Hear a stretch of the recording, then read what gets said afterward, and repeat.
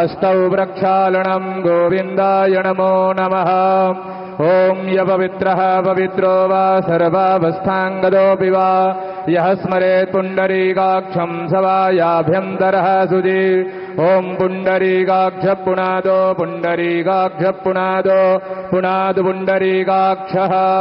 स्वस्ति न इन्द्रो वृद्धस्रवाः स्वस्ति नः पूषा विश्ववेदाः स्वस्ति नस्तारक्षो अरिष्टानेमिः स्वस्ति नो बृहस्पतिर्दधातु द्यौः शान्तिरन्तरिक्षगो शान्तिः पृथिवी शान्तिरापः शान्तिरोगदयः शान्तिः वनस्पतयः शान्तिर्विश्वे देवाः शान्तिर्ब्रह्म शान्तिः सर्वज्ञो शान्तिः शान्तिरेव शान्तिः सामा शान्तिरेधिजतो यतः समीहसे ततो नो अभयं गुरु सन्नः गुरुप्रजाभ्यो भयं नः पशुभ्यः सुशान्तिर्भवतु।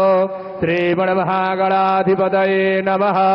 विश्वेशं माधवं दुण्डिं दण्डपाणिं च भैरवं वन्दे काशीं गुहां गंगां भवानी मणिकर्णिकां वक्रतुण्डमहाकाय सूर्यकोटिसमप्रभा निर्विघ्नं कुरु मे देव सर्वकार्येषु सर्वदा।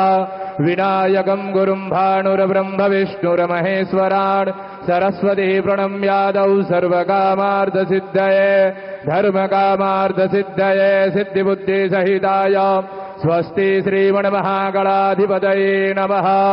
संकल्पः हस्ते जलाक्षतमुदपाणिं गृह्णामि